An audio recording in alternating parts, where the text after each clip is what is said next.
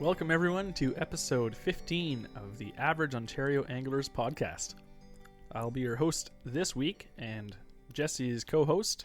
And Jesse will be in charge of our interesting fishing facts. We'll make sure that it is interesting. If not, I'll personally slap him for you. That's illegal. Our main topic we're going to be talking about is top bass lures. It's going to be kind of a bit of a general topic, but we're going to narrow it down to some of our favorites and kind of share with you a bit of what online kind of told me what the top bass lures were. And we'll tell you if we agree with that or not, because a lot of those accounts are from the States and we don't live there. Yep. We also have a awesome sponsor this week. It's from True North Baits. North Baits. Yeah, so he's got some I use them. We use them for crappie actually this spring. They had some really good baits there. So we're going to be looking at a little bit of what he's going to be giving away to one fortunate winner. So to get us started at this week, though, Jesse's going to hit us off with an interesting fishing fact. And I'm trying to read his chicken scratch title over there, and I can't. Last week, Andrew's was more entertaining about the bass cheaters. This is more educational. So it shouldn't get too low of a score. So I tried to think of something that I personally didn't know. I was like, okay, like what is something that, you use all the time, but you may not understand exactly how it works or why it works. So I was thinking, what are polarized sunglasses? Like, what are they? Okay. Interesting, right? So like you may have, used regular sunglasses that you bought that aren't polarized and tried to look into the water and you're like, these are crap. And then you put on a pair of polarized sunglasses and you can literally see through the water and you're like, what kind of voodoo is this? Like why does it work? Okay. So I didn't know. I just always took it for granted. So I did some research.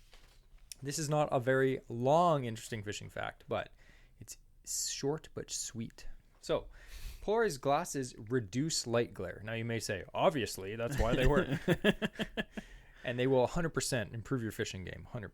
So here's what happened. Back in 1936, some old guy named Edwin H. Land, who worked for Polaroid, he created the first polarized glasses, and they have been a staple in the eyewear industry ever since. Now, this is interesting because I remember when I grew up fishing, polarized sunglasses, they're kind of hard to get. Like you could get even the cheap, bulky Rapala ones for like $30-$40. You could only get ones that fit over other glasses. Yeah. Now you go to the store and they're reasonably priced. You can get cheap ones, you can get expensive ones, but like they're everywhere. And you look at even the name brands, like you look at Oakley or Ray-Ban, you're getting a pair of sunglasses, regular sunglasses from them. Generally, they are polarized as well. Yeah. Like it's become standardized almost. Exactly. So like it is good that you can get, if you're getting into fishing and you're like, wow, these benefits sound good, you can probably spend $20 or $30 and get a pair to get you started. But anyway, I still buy those. Yeah, I buy those too because I break mine all the time. Scratch them up. Yeah. So anyway, that started in 1936. And polarized lenses, this is how they work. This is interesting. It has a special chemical that is applied to the lens that filters the light. Now it's like, okay, that's interesting. Obviously it filters the light somehow, but it's a chemical. What does this chemical do? Well, when light scatters as it bounces off a surface, it creates a glare. And I actually looked up the definition of glare and it said a strong dazzling light. Kind of like a disco ball. But the chemicals, what happens is the chemicals molecules, they line up specifically to block some of the light passing through the lenses. Now, not there's only certain directions then, yes, essentially. Exactly. So on polarized lenses, the filter created by this chemical, it creates vertical openings of light. Now, how the heck they do that, I have no idea. But it creates vertical openings of light and blocks horizontal light waves bouncing off smooth surfaces of water. That makes sense as to why. Because I wondered why when I wear them, especially you when turn I'm driving, your head. Yeah, you turn your head and you're seeing like the weird like stripes or dots on windshields disappear and come back. Yeah, right? All right. So isn't that we look interesting? like absolute idiots? Like I'm gonna repeat that for emphasis. The filter created by this chemical creates vertical openings of light that blocks horizontal light waves. That's very interesting. So as a result, you can see clearer and deeper into the water that actually has glare on it because they use the example of a blind. Say it's bright outside. You pull the blind down and it blocks some of the light from coming in. Mm-hmm. It won't block all of it, but it blocks some of it. But this chemical creates, it only allows certain light in at certain directions, which is very interesting.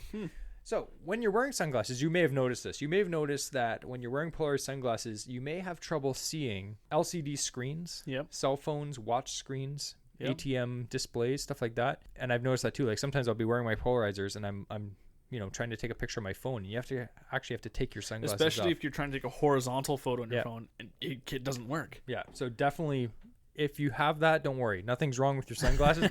That's the way it works. Squidward, I've gone blind. So the advantages far outweigh the disadvantages, though. You're like, oh man, I can't believe I can see all these fish, but I can't see my my watch screen. Like, who cares, guys? Doesn't matter what time it is. Keep casting. Exactly. So it definitely outweighs all the disadvantages, though. And again, there's less strain on your eyes. So especially, you should always be wearing sunglasses when you're out on the water when it's sunny. But when you have polarized glasses, it not only helps your eye strain, but it helps you actually see into the water. And now if you fish shallow water structure, that can be a big deal, or trout creeks. And a quick example of this is I remember when I was young, I was like 13, 14, I bought a pair of polarized sunglasses. Remember those The big old Berkeley Rapala ones? Oh, the Rapala. remember? Yeah. They look terrible. Now they're a lot more stylish, but Yeah. they look terrible. And my dad took me to this trout stream that we used to fish a lot, and he was like fishing this pool, and I looked at the pool and I was like, there's no fish here. And he's like, oh yeah, they're in there, yeah. And I'm like, put these sunglasses on. He looks and he sees straight to the bottom. There's no fish. And he's like, wow, these are amazing. So it's definitely something that you need. So that is the very brief and interesting interesting fishing fact. So what do you think about that? I like it. It was good. It was good. It was informative, interesting, Okay. and it put me. I felt like I was back in school. I admit at the beginning I was a little like, this is gonna be boring. Bill Nye the Science Guy. It wasn't like, and in the end it turned into like that class. Be like, yeah, science rules. Yeah, I would say I'll give you a letter rating. Okay. And I will actually give a letter rating this time, not numbers again, because I know things, English language. No, you don't. What gave it away? So I would say that's an A minus. That was good. That was Better than I thought. I was literally just hoping to get a D plus. You know that I like the weird and interesting. I like learning. Yep. I watch documentaries for fun. I'm that weird. He's a weirdo. Anyways, thank you very much for the interesting fishing No fact. problem. So next up, we're going to be talking about top bass lures. So we're not going to mention every single lure that's out there. We're going to be a little generic about our descriptions. We're not going to be mentioning, we're not going to be trying to mention certain brands or certain, exact differences. But some of the baits that came to my mind, I just wrote it down like a list of stuff that I have when I go bass fishing, stuff I bring in my tackle box. We have Senkos or stick baits, classic topwaters like the jitterbug or a walking bait or a crawler, frogs or other soft plastic topwaters, chatterbaits, spinner baits, tube jigs, plastic worms, flipping jigs, crankbaits, Texas rigged worms, flukes, swim baits / swim jigs, jerk baits, Ned rig, drop shot. Like these are all things that I have been successful bass fishing, and I know you have as well. That's a lot of stuff, man. It's tons. Yeah. So that's not the list of top baits because that's way too much to cover. Yeah. So I was looking online to see what online in general had as the top 5. Generally, it's top 10 list. I decided that's too much to cover. Yeah. So I started looking at the top 5 of those top 10 lists to see what would pop up. It was Senkos, chatterbaits, plastic worms, it's like Texas rigged, flipping jigs, and crankbaits. Yeah. Like there again, That's solid a good list. a good list. What's one thing on there that now I asked Jesse to give me 5 things that he would always like, that his top 5 bass baits, and I wrote down my top 5 bass baits out of this same list. And what was on there, on the online list that we chose that online did not have? Like think of bass fishing. What's the first bait you think of? A frog? Frogs. Yeah. Why was frogs not on the top 5 list of the online thing? I don't know. That doesn't. Anyways, that kind of irked me a bit. But anyways, so this is why we're not going to follow the online list. We're going to talk about our own list. Because online is dumb. Unless you're listening to this online, then thank you. Yeah. For anyone who's interested to know what Jesse's and I's picks are for this, Jesse's top picks were Senkos, stick baits. Lame. I'm just kidding. Well, They're work. effective. They're boring, but they effective. work. Frogs, chatterbaits, Ned rigs or a drop shot and drop shots. That's his 5 picks there. Well, I added that because I'm talking largemouth and smallmouth here. Yeah. So like bass in general. Yeah. Right. So same thing. I try to do the same with mine. My top choices were classic topwaters. I really like fishing those. I'm not going to say they're the most productive, but I love fishing the classic topwaters. Like hard baits. Frogs are on there. Chatterbaits, just like Jesse, those two. And then I also have flipping jigs or Texas rig plastics and flukes. Yeah. I love fishing like a soft plastic fluke for bass. I'll tell you though, that list you asked me, I would totally redo it now, but like 100% add a Texas rig in there for me. You need that 100%. Yeah. What we're going to do is we're now going to kind of pick apart our list of what we liked because it's a lot less topics to cover. Yeah. So we're going to look at a few of these and look at what, when we like to use this certain bait or presentation, how we fish it, for what, and kind of where. So for example, the first one, we'll get it over with because I'm sure everyone has heard of Senkos or stick baits. Every soft plastic manufacturer out there has one. Yep. And that's because they work. They flat out catch fish. If you're having, there's so many memes out there online of like, oh, I can't catch any fish today. It's like, you see the guy pull out a Senko. Like, this is what you do.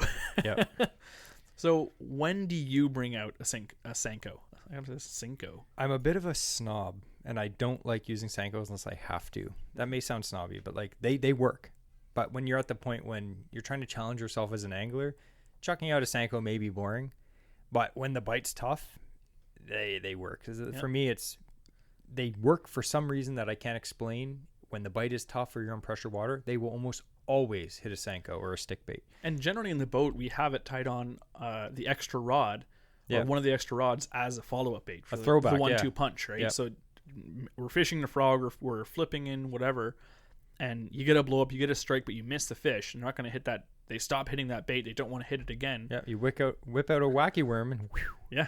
Yeah. So they definitely have a place on the boat still, even if you are, if you don't like it because, oh, it's the stupid bait. Yeah, it is. It's stupid because it works. But it's one of those baits that you can literally fish so many ways. You can Nico rig it. You can Texas rig it. Yeah. You can fish it on a Cut drop it in shot. half, Ned rig it. Yeah, like they just work. They're great baits, and like Andrew said, every tackle shop you go into will have probably a massive selection of different sizes and colors that you can use. How would you generally rig it, and where would you fish a Senko? When you do break it out, what's the scenario? Wacky rig is probably the most popular way. I'm not a big wacky rig guy. I like to Texas rig my Senko. I like using like a 3 or 4/0 worm hook, like Texas rig hook. Mm-hmm. I may fish it weightless. I may fish it on a very small, like 1/8 ounce tungsten weight just to get it down. Usually weightless though, because they have a lot of salt in them, so they actually cast pretty good. It's one of those baits you can cast anywhere, around lily pads, around docks. They're really good to skip under docks if you're practicing skipping. A Senko is a good bait because it actually has enough weight and surface area that it skips pretty good. I really like it around timber, like if I see like a lay down, something like that, like wood, docks, lily pads, anywhere.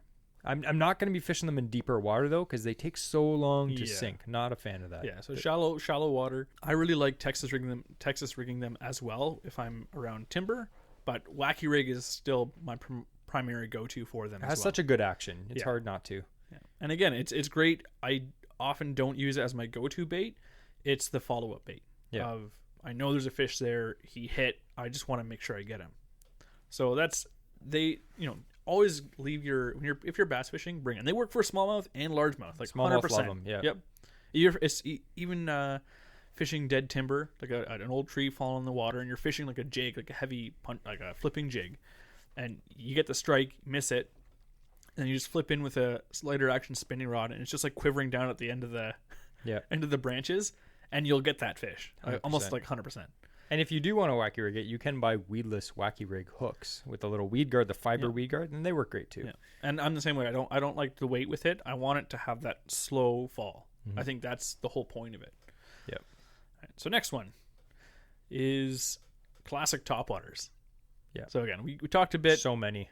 So I really like, again, the jitterbug is probably one of the most classic topwater. It is. Crazy crawler is another one. They have The popper. They're coming back into fashion, the crawling baits.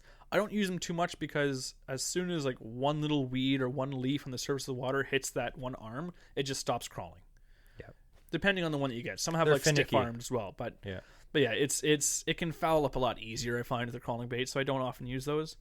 A number of years ago, Jesse got me started. He's like, we need to learn how to walk the dog. We've been fishing for years, and we had never actually, like, we had some hard bait, like walking baits, Like a Zara but spook. didn't know how to use them. Yeah. And so he's like, all right, I'm just gonna do it. And he's like, he calls me after a bass trip. He's like, hey, walking the dog's super easy. Yeah. We've been doing, like, it's so easy to learn. I learned it in an afternoon, and I nailed a bunch of fish coming up 30 feet to nail this walking bait. Walking baits are fantastic once you learn how to use them, and Yeah. it's not hard. Mm-hmm. It's easy, and walking baits generally, if I'd have two topwaters, I'd probably pick a walking bait and a popper. And a walking bait for me is covering water. Yeah. I'm not chucking. This is generalized. You can do this, but I'm not chucking a walking bait like beside a log or beside a dock. Yeah. I'm gonna cast it as far as I can and just bop, bop, bop, bop, bop, walk it along the shoreline or along a certain area. Yeah. A popper is target oriented. I'm like, there's a dock, there's a stump, there's a lily pad. I'm gonna chuck a popper there because it's smaller, it works better in one area, and it's a more subtle bait. Mm-hmm. But walking baits like a Zara spook, there's so many, but the Zara spook is Yeah. probably the most common one. They're fantastic, and smallmouth And love again, them. talking about classic topwaters, Zara Spook is about as classic as you get. Another one too is I have recently acquired, and I've used it a bit. I absolutely love it. It's the Heddon. It's not the Zara Spook. It's the Wounded Minnow, and it's like a small Zara Spook or smaller. It's got 2 treble hooks on it, and it has a prop on the front and back. So it's a topwater prop bait. Yeah. So you don't walk the dog with it. You just drag it forward, and it spins these propellers, and then like stops, and it splashes a lot. So it doesn't have that big like pop, like it's just like spinning on the top of the water. And You probably won't be able to find one of those at the store, but if you can't, the they Heddon do make other torpedo ones. Yep. is another one. A classic one is the Devil's Horse. Devils, yeah. But if you can't find one of those, one of my favorite ones, and you know I've caught 2 of the biggest bass at the Yes. Algonquin trips recently, has been the X-Wrap prop.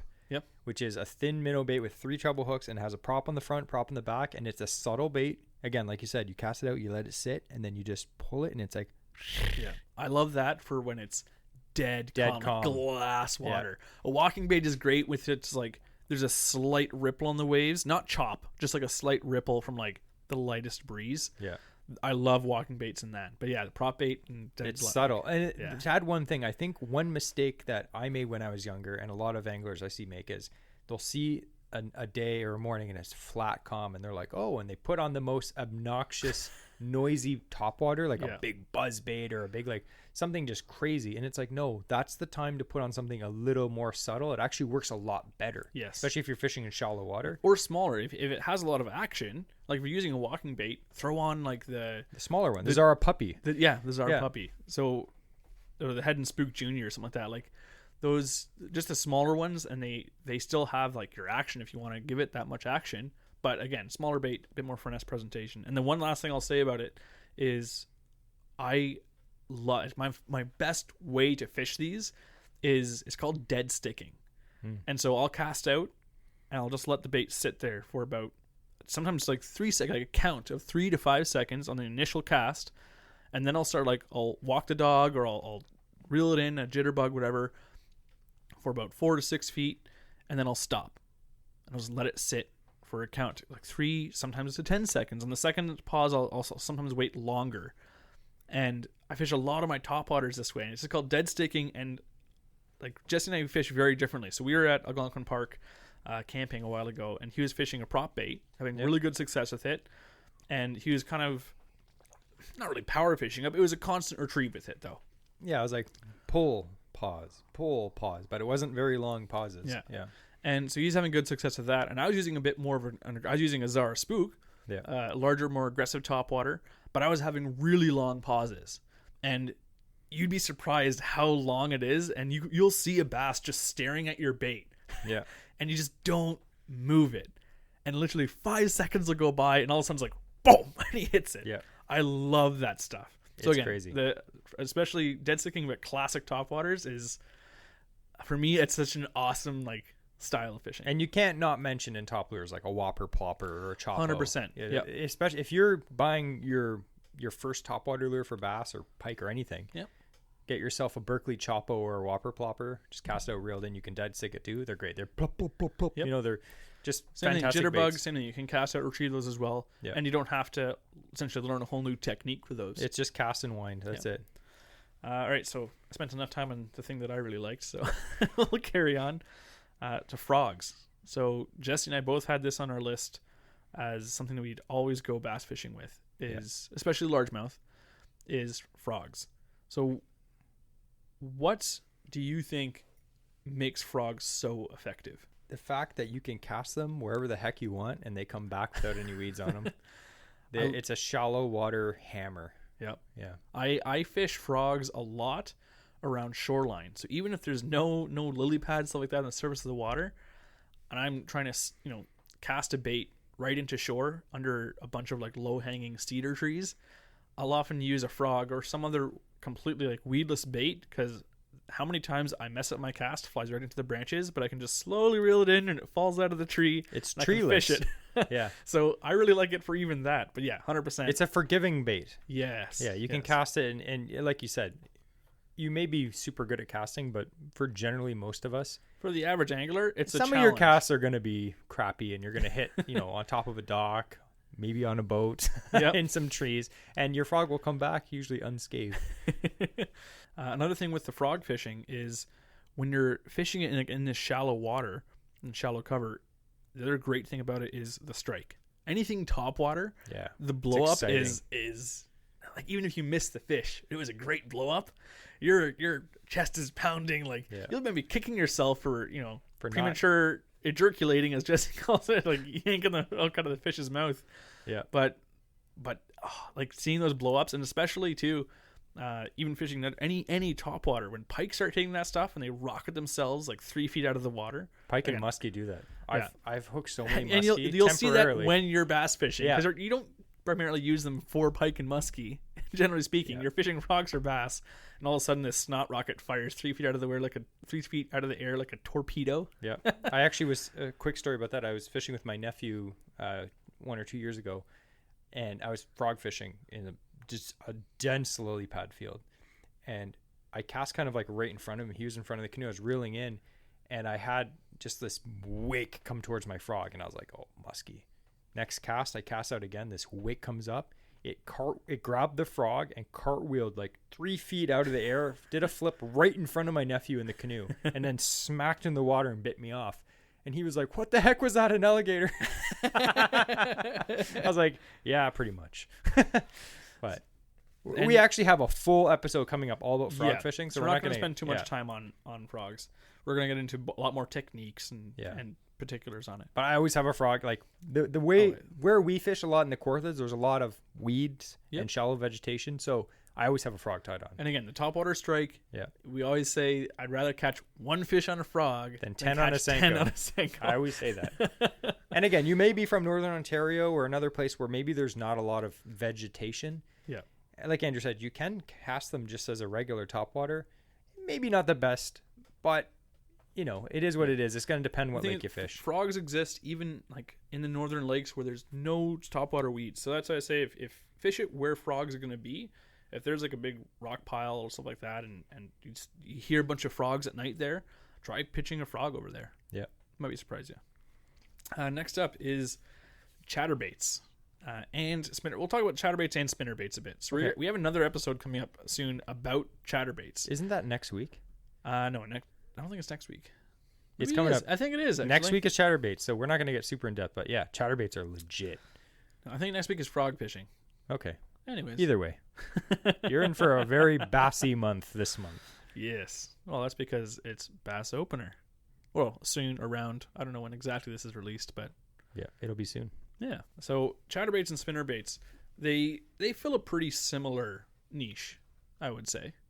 Yeah, they're just, you use them in slightly different situations, but they're very similar. Yeah. They even look similar. But you and I both said chatterbait instead of spinnerbait. Yeah. So why did you choose I'll give my opinion after because I want to base mine off of what you say. Well, honestly, when I was thinking of the list, I'm more of a largemouth fisherman.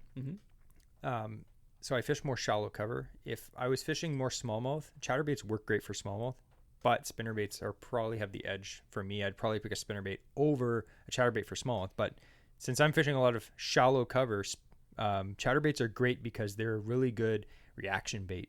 Because spinnerbaits are more weedless than chatterbaits.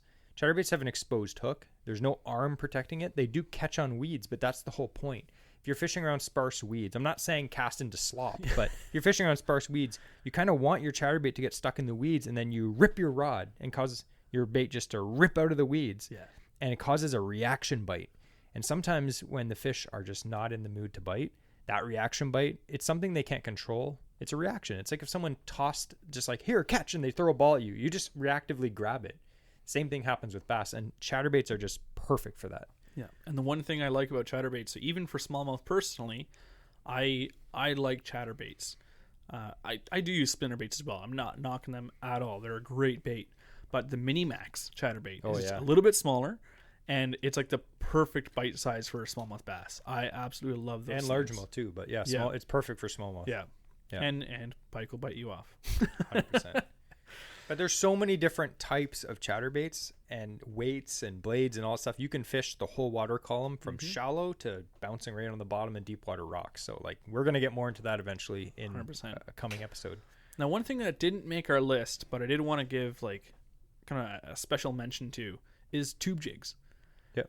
They're on the rise again of being a bit more popular. We just picked some up actually from Water Wolf. Bass Magnet. Right. So Bass Magnet, we picked up some tube jigs. I'm excited to use those again because I want to fish them a bit differently than I used to. I used to fish them around rocks and stuff like that. Amazing smallmouth bait. Yep. Amazing.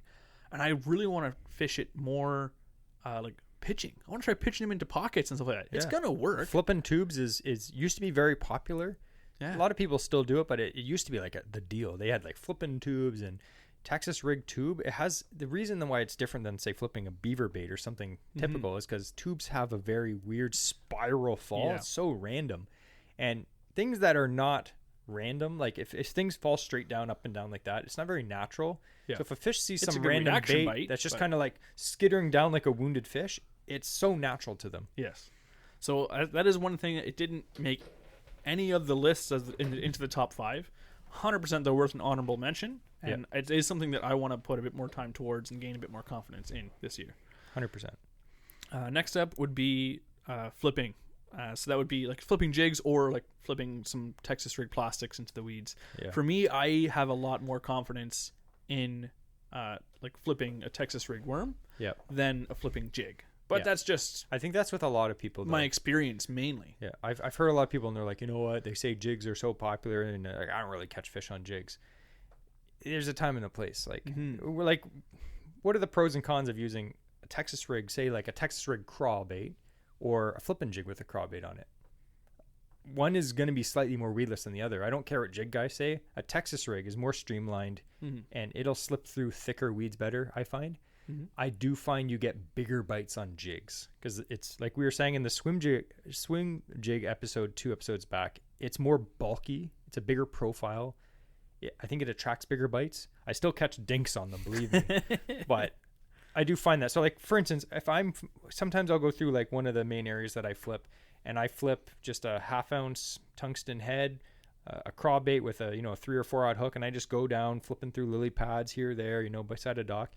And then sometimes I'm like, I'm going to try a jig. And every time I'm flipping jigs out, I'm pulling crap off, like weeds and crap off the eye of the jig and on the, on the weed guard, and it gets stuck on it. It's like, if there's a lot of like floating vegetation and weeds that are getting stuck on the jig, a Texas rig seems to pull through. So I kind of favor them. 100%. Yeah. And I know we've had, so I wasn't very, I remember my first jig fish actually was you're fishing on in the Kawartha area, and I was telling Jesse I owned a couple jigs. I had never caught a fish on a flipping jig ever, and so I ended up I'm like I'm gonna try this day. Jesse was killing it on him, and I just kept catching the frog because that's all I had confidence in. I did not have any confidence in the jigs, and I'd put it on for a while, cast, and Jesse would keep out fishing me, and I'd get upset. It was one of those days though that they Yeah. they weren't committing to the frog, and I was like, Yeah. Andrew, like put on a jig or put on something that's getting underneath, right? Yeah. So he finally did. So I did. So I keep asking, and this is a question that I ask stupidly every single time I'm learning a new technique, pretty much, unless it's a topwater, is how do I know when I get a bite? And silly me, because the hardest bite you'll ever feel in your life It's a jig bite. is a jig bite. Sometimes, yeah. So it's funny because I'm expecting this big, like, and I have felt it since. Yeah. And you feel a jig bite, and it just feels like a rock bit your jig. Like, what happened? Yeah. I feel like a snag, but it just happened like instantaneously. Yeah. So anyway, I cast out. There's an old dock and a big like old stump in this deep hole, weeds all around, and I was like, okay, that stump looks like it'll hold something. Yeah. So I flipped this jig in, and I let it sink, and I had slack line, and I look over at Jesse, and I wasn't really paying attention at all. And all of a sudden I look back, like, why is my line 30 feet away from where I casted? And I just like reel in, I feel weight, set the hook, and I landed. It was like over a 3-pound bass. It was a good my bass, first, yeah. My first jig fish was a good fish. Yeah. And what surprised me was, and I've noticed it since with jig fishing, how long They hold it. a fish will hold the bait. They hold it. Like, this thing swam, and I don't mean fast. I was not paying attention. I was just talking to Jesse, not at all really fishing my bait. Yep. I cast out, did nothing, and it picked it up and swam 30 feet casually without knowing it was a hook or a line attached to that thing. Yep. Swam 30 feet casually across, thankfully not into a stump. And I got it in. Like, that blows my mind still to this day, is how long they'll hold a jig. So I think 100%. that's a big reason why they're so effective. Yeah, and we're going to get more into this in another episode, but one tip that I'd add on that is some people will say like, oh, a bass grabs your jig, set the hook immediately. I want the fish to grab it and then get ready for the hook set. Like we said, oftentimes they hold it. Yeah. So get yourself situated for a good hook set. Don't just slackline them or just like have a weird hook set because you're trying to do it as quick as possible. That fish is holding on. It thinks that it has a good meal in its mouth. It's not going to let go of it. Yeah. Reel in till you feel the fish, and then just it's pull gonna back. feel the hook. It's gonna feel like the heavy weight. Like, oh, they're hard. Guess what? Bass love crayfish. Yeah. Guess what they are? Hard. Yeah. Now, that being said, sometimes in some lakes and sometimes of the year, a bass will suck in a jig and spit it out before you even feel it. Yep. But oftentimes when they're aggressively feeding, they'll hold it for quite a bit. And I've that seen goes them do that double. with crankbaits too, though. Like, Yeah. it's for anything. It They goes can- double with soft plastics, I'd say, if you're Yeah. fishing like a Texas rig. Yeah. But they're great. They're great to catch largemouth and smallmouth jigs and Texas rigs. So the next one I'll talk about is flukes. So for Ooh, me, that's a good one. a fluke is such an awesome bait, and I'm separating that from the swim baits or paddle tails and stuff like that. Just for me, I have tons of confidence in a Texas rigged weightless fluke, or if I will, I'll put a little weighted like underspin fluke, but very limited weight, like an 1/8 of an ounce or at most quarter ounce if I'm fishing, some fairly deep water, like down to 10-15 feet. It's still not weighted very heavy, and I want to have that slow presentation. And the thing I love about the flukes is whether again, I love the Z-Man if I can get it, the Z-Man streaks. They used to have the old Z-Man fluke Yeah. back when it was called Cyberflex. Yeah, the and, Zoo 2. and it was laced with garlic, and I miss those tremendously. If anyone, I'm gonna put this call out there. If you have an old bag of the old, was it Strike King? Strike King Cyberflex, made by Z-Man. Yes, Yeah. Strike King Cyberflex, made by Z-Man, flukes with the garlic scent. Please mail them to me. I have been looking for those at CanCast, at random people's homes, and I'm doing plumbing.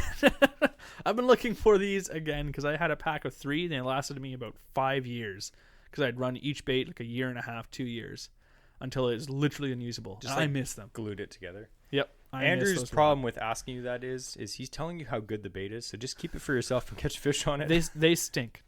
They're the worst. So one of the things I love doing with flukes is I really like them fishing on heavy cover. Yeah. So I'll Texas rig it weightless, and again, if it's Z-Man, I even use the razor shads with Z-Man too. It floats. And it floats. It supports even a 3/0 wide gap like offset hook. And so I'll cast that out, and I'll twitch the rod as I bring it in just very slightly. almost like wiggling the rod tip. And as you just consistently reel, it just like twitches the bait through all the little stems of the weeds. It's like right underneath the lily pad tops, but through all the stems. And I absolutely love that. And I did really well when we went camping. Yeah, I remember that day. He was killing me. I was fishing a frog, and that day was slick calm, and I was trying to kind of try to finesse the frog a bit, but he had this just floating, just twitching little plastic minnow just underneath the surface, and the bass were just coming up and they just slurp it off, and you wouldn't even see a splash, nothing, just like a little slurp, and then he'd be like, fish on. Jesse's like, dang it, ow, I don't even see the strike. I'm like, it's because it's not there. He's like, supernatural. And another reason why I have a lot of confidence in the fluke is I caught my biggest largemouth bass on a fluke, which was over 4 pounds, and we were fishing again in Kawartha area, heavily pressured water on this very lake. pressured lake in this small lake, and we were fishing this like just there's one single dock that came out in the middle of the water, like came out like 40 feet. It was ridiculous. And there's not much cover around, like shouldn't say that, there's tons of cover around because it's Kawartha, there's weeds everywhere, but there's not much man-made. I'm looking for something different, so we're flipping docks primarily. And I was casting this fluke round, getting it as deep under the dock as I could. You can skip them really nicely too, which is why I like it. And it was very slow sinking. I had a very slow. Yeah, it was barely sub buoyant. And so I just twitch it in, and you can almost walk the dog with them underwater. Oh, you can. I love. Yeah. So this thing's twitching underwater, back and forth, and you feel it. You feel just like a small tap. And they don't like annihilate this thing. They just like suck it in their mouth, like Jesse said, and that's it. And they hold it. And so I reel in the slack, get prepped for the hook set, hook on, and I dragged this bass out from this dock, and it is the biggest largemouth I've caught. It wasn't like 8 pounds. No, it was. We didn't weigh it, but it was approaching 5. We did weigh it. I think it was 4 something. It was 4 something. It was a good for that particular lake. Yeah, it was fantastic. Some lakes, it's like, oh yeah, we catch 5s all the time, but some lakes, sometimes a 3-pounder is a giant. So when you catch a 4, it's like, whoa. So that's for me. I have a lot of confidence in the flukes, and it's something that, again, I'll fish it in place of a weedless frog, or I'll fish it in place of like a Sanko, stuff like that. I'll fish it really finesse, or you can fish it fast. It's another versatile bait for me, floating, sinking, whatever. Yeah, and you know who makes flukes? True North Baits. True North Baits. Yeah. He has some actually really nice finesse ones too. So if you're fishing some light gear, and it's like it's exactly the size of like a 3 or 4 inch minnow, and you get a small finesse hook, and again, it's not going to float. It's going to sink slowly, not crazy fast. But again, you can cast right into weeds, just twitch it right through all the stems, and a bass sitting in the weeds is not going to pass up a nice little morsel of this like stupid little minnow swimming by its face. It's like, you idiot. It's like a timbit. I know, I eat those whenever I see them. And the last one we're going to talk about is the Ned rig. Okay. / drop shot. They're both finesse based. So you choose which one you want to talk about. How about that? I'll talk about the Ned rig. Why not? All right. To start off, I'm not a Ned rig fan, but I cannot argue with the fact that they actually catch tons of fish. I'm not a Ned rig fan. It just seems dumb, but they slam fish. So do Sankos. There you heard it. Just 2 baits that Jesse thinks are dumb made his top 5 list of most effective bass baits.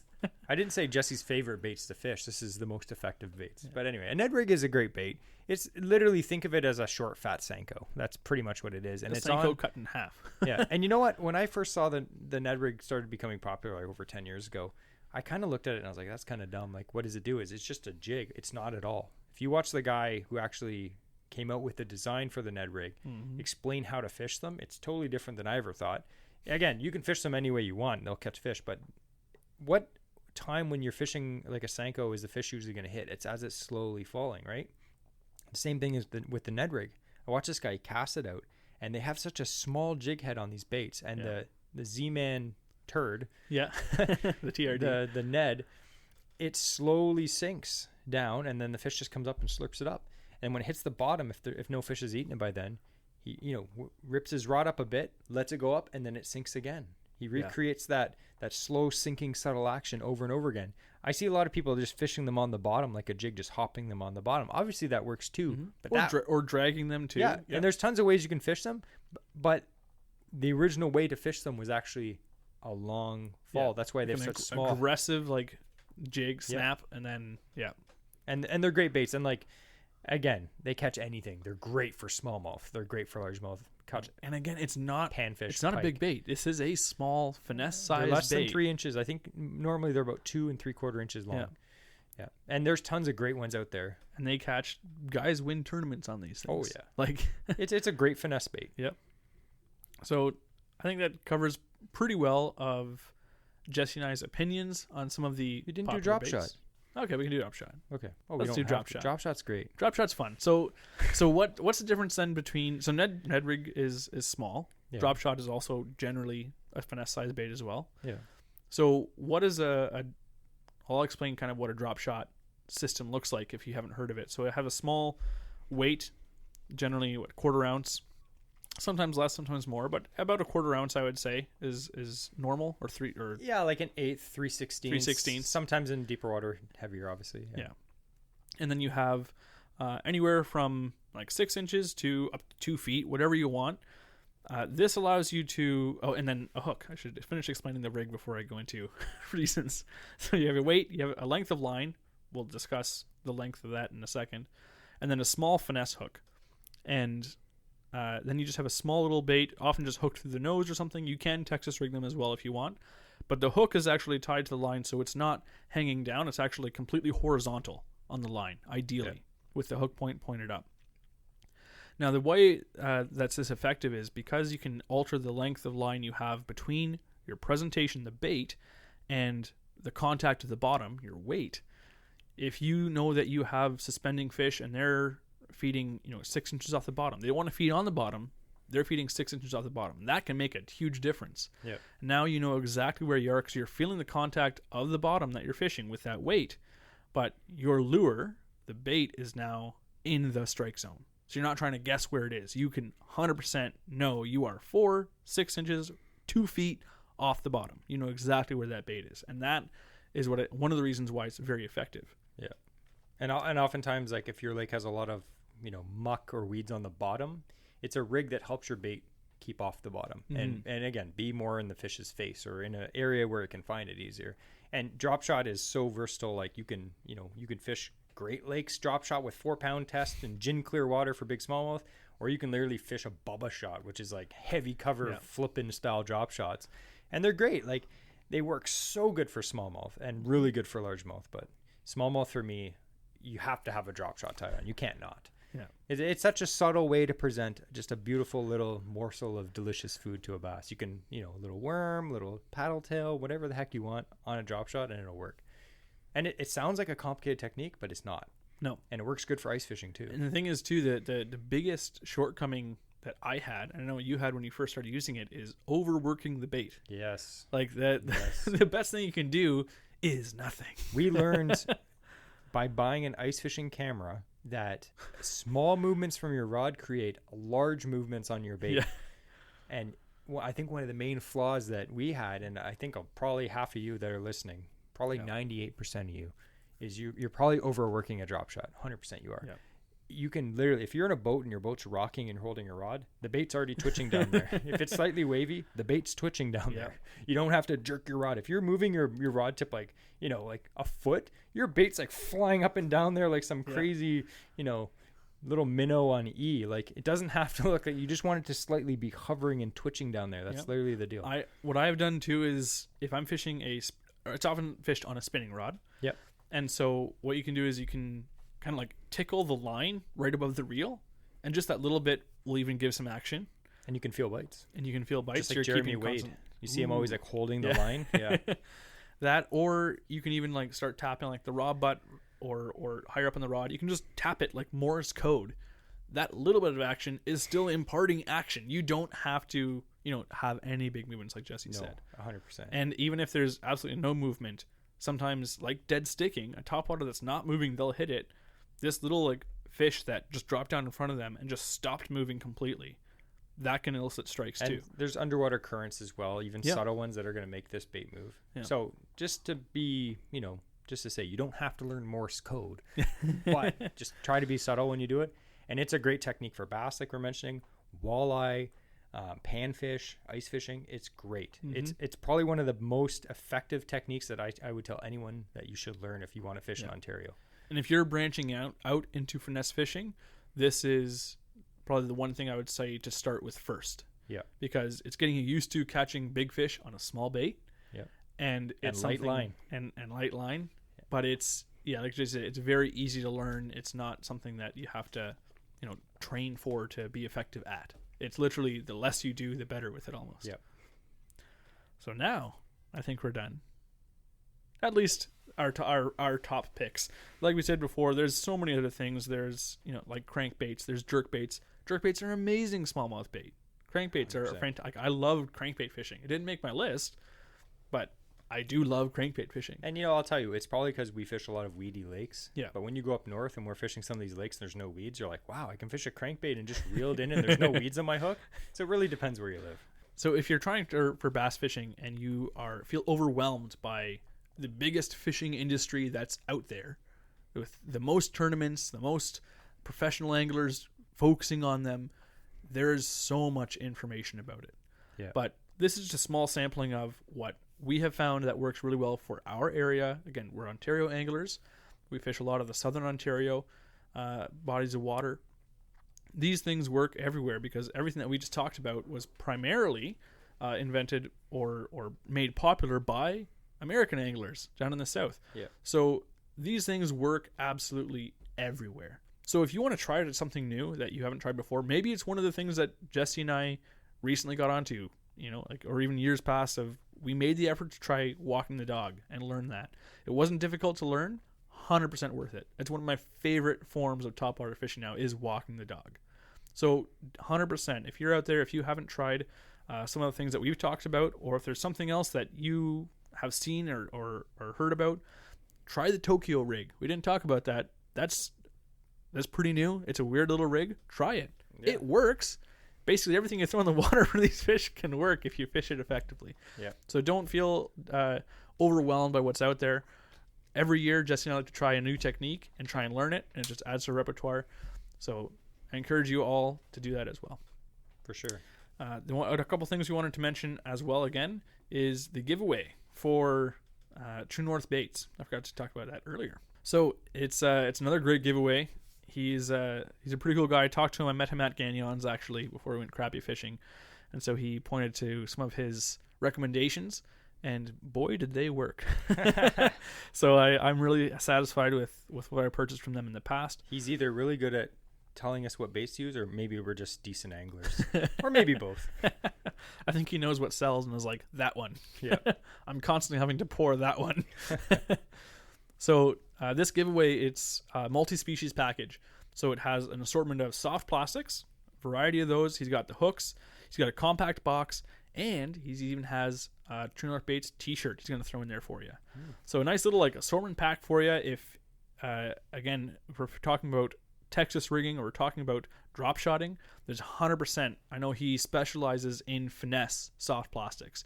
So if you wanted to get into drop shotting, this is the perfect giveaway for you to try some of these more finesse presentations, because he's definitely going to have some awesome stuff in there for you. Exactly. And how can you win this giveaway? Something that I tell people every week. You have to be following us on our Instagram account, Average Ontario Anglers. Right now, that is the only way to enter the giveaways. And here's how you do it. Follow us on Instagram. Put on post notifications.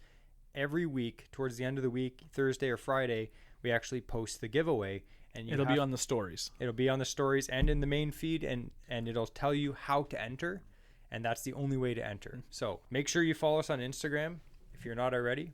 As well, we'd like to mention, please leave us a review. If you're watching this on Spotify or Apple, please leave us a review. It means a lot. And if you're watching this on YouTube, give us a thumbs up. And we also recently set up our Patreon. So if you are looking for a way to support us right now on our Patreon, which Jesse will have linked below, it's something that, again, it's completely voluntary. If you like to, right now we have the $2 a month or a custom one. You can do a one-time donation if you like. It's basically like buying one of us a cup of coffee if you do the $2 a month.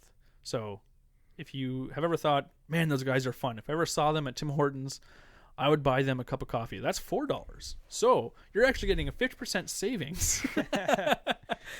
So we encourage, if you feel the need, or have the desire to support us, that is a way that we just opened up that we'd love to get some support.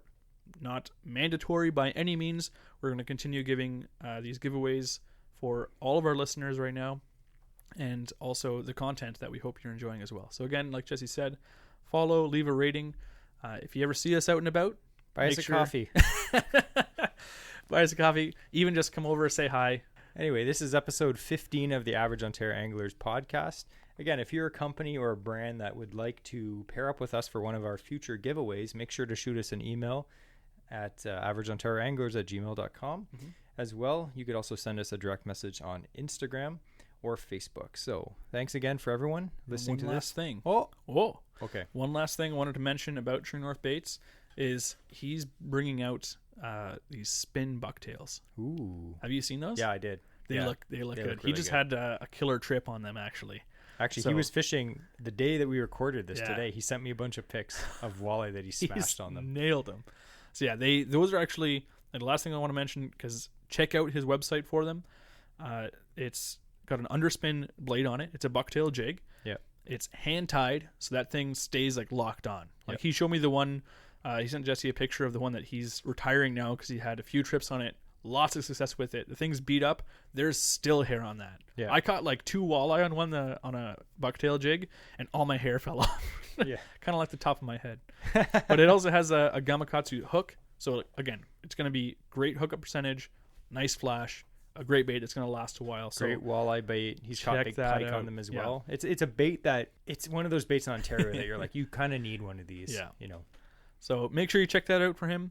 If you ever do, like we mentioned before, if you ever look to order something from something you heard about on the podcast, especially if it's a local bait maker, let him know that you heard it from AOA, and that way they know that what they're doing by giving stuff away is actually useful for them. Yeah. Or they might be like, who? That's probably the most regular response. But anyways, thanks for listening. Hope you all have a great week, and we'll see you next time.